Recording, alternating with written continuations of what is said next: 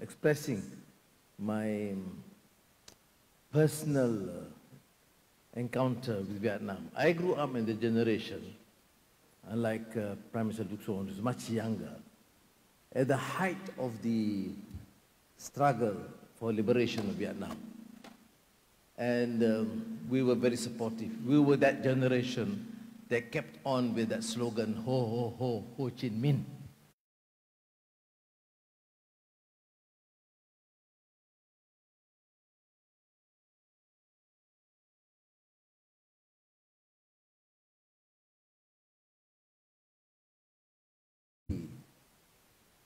And that spread all over the region, the sentiment and support and appreciation, love and affection for the indomitable spirit and struggle of the Vietnamese people.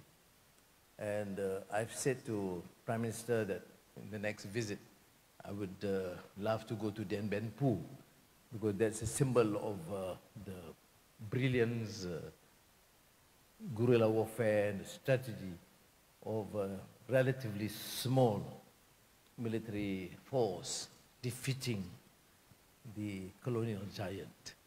Unfortunately, I'm not able to make it this time because Malaysian Parliament is in session, and I don't want to give an opportunity for the opposition to question that the Prime Minister wants to spend his time abroad. Anyway, thank you again. So I must, I don't need to apologize, but at least to appeal to you to bear with me that every time I get to Vietnam, I get this sort of a spirit of this new vigor, vitality. And congratulations, Prime Minister.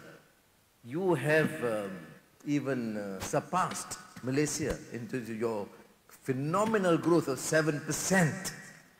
And great strides. And you started actually at a much lower threshold. We were much independent much earlier. We started all these semiconductors and industrialization much earlier.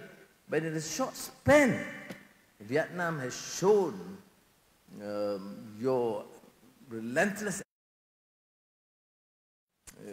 economic endeavors, food security, technology, industrialization, and able to navigate first-class diplomatic relations. I mentioned to him, although I technically is in this position as chairman of Asean, but I think diplomatic skills I have to learn from Pham Minh Chinh.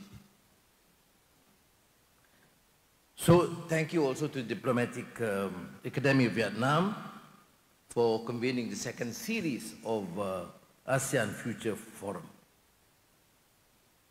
Vietnam is again, as I said, a remarkable success story that showcases how a country's initial poverty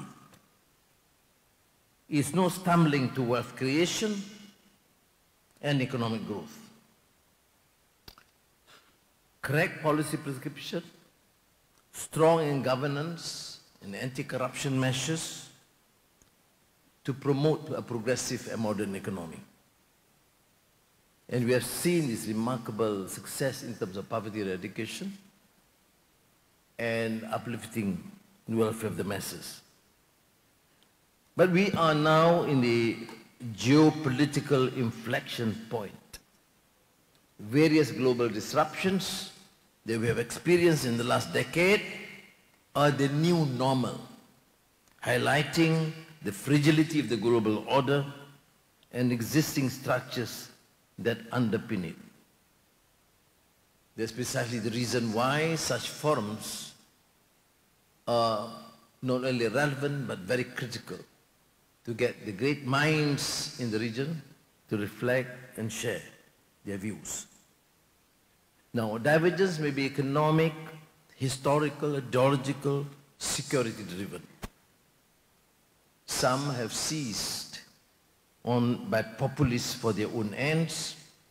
Many are deeply sobering and have brought forth dire consequential effects, not only to regional peace and prosperity, but also the well-being of the people of Southeast Asia.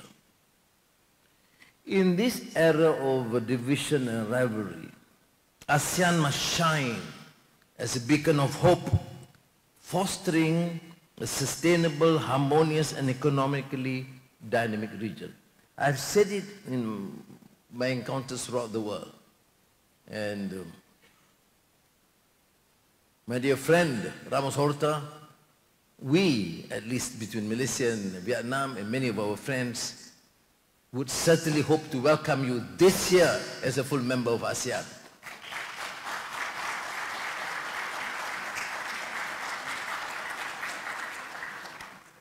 We often hear calls for ASEAN to strengthen and reinforce its centrality, to continue exercising its agency and strategic autonomy.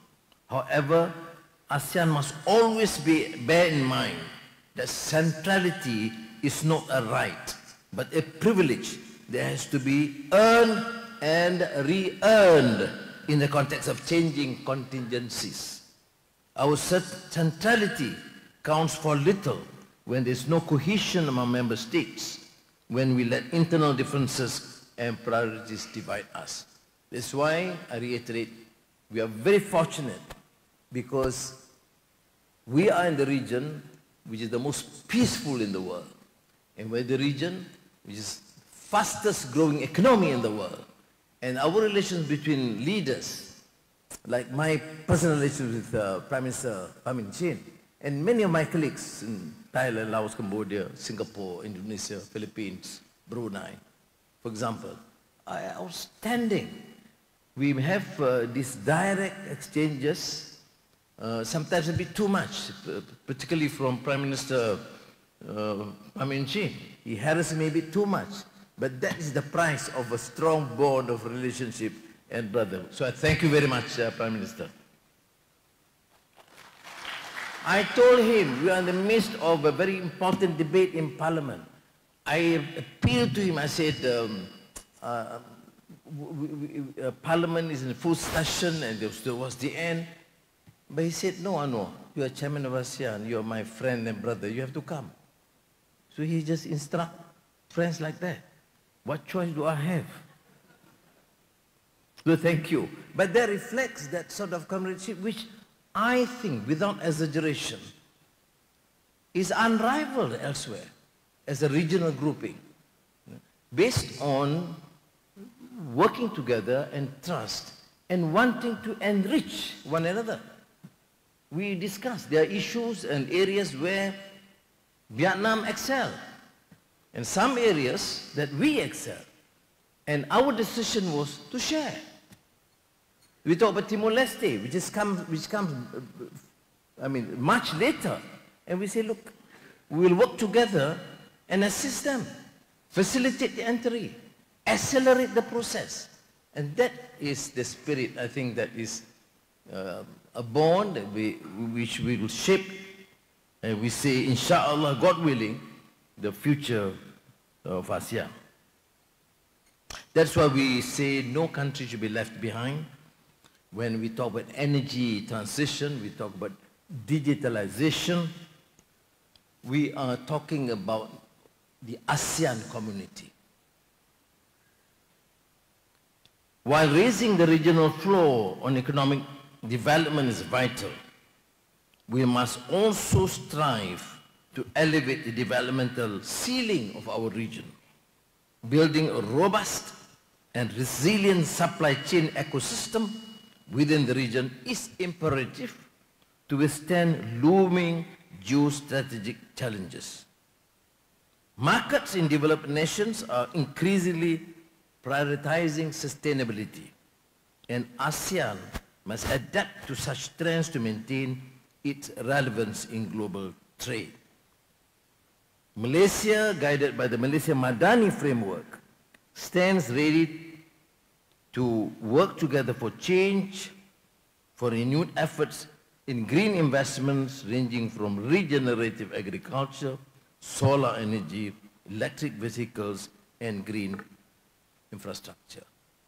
Now, ladies and gentlemen, as we advance ASEAN's agenda in this new age of uncertainty, we must also be vigilant to possible rising geopolitical risks that could impact ASEAN's trajectory.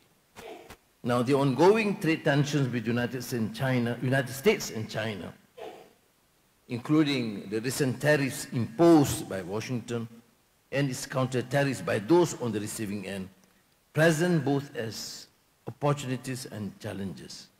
But as a region, learning from your experience in Vietnam, we will engage, like the huge trade with Vietnam with the United States. Malaysia still have largest investments from the United States. China is a very important neighbor, ally in the region. So we have to navigate. We in ASEAN have agreed that in late May, we'll have ASEAN Gulf Council, GCC, plus China.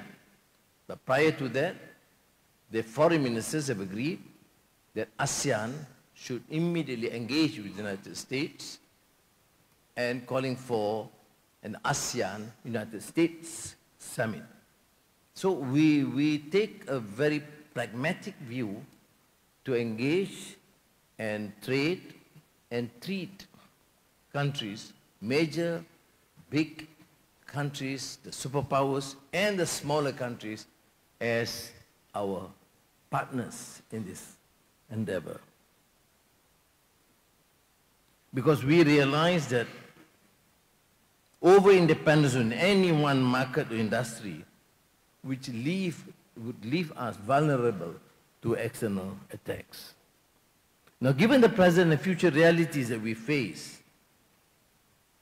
we have adopted the theme for ASEAN, inclusivity and sustainability, with a deliberate view towards a future-oriented network.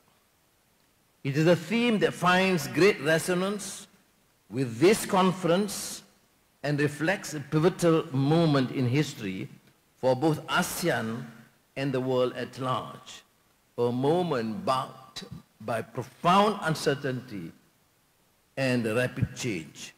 It is also deeply significant as ASEAN forges ahead into an era where solidarity and collaboration are paramount in addressing shared challenges and harnessing emerging opportunities. I believe that ASEAN stands on the precipice of renewal and transformation, engaging within the region and outside, and more so. Duxon, I can assure you that our attitude towards New Zealand is a great friend. Therefore, you are much welcome. This is underpinned by our shared values on progress, prosperity, and justice. We are no longer a bystander in global affairs, but a dynamic and influential force driving positive change. And I could not agree more with Prime Minister Pham Minh Chinh when he described that ASEAN is a region, to quote you, incredible vitality. Thank you.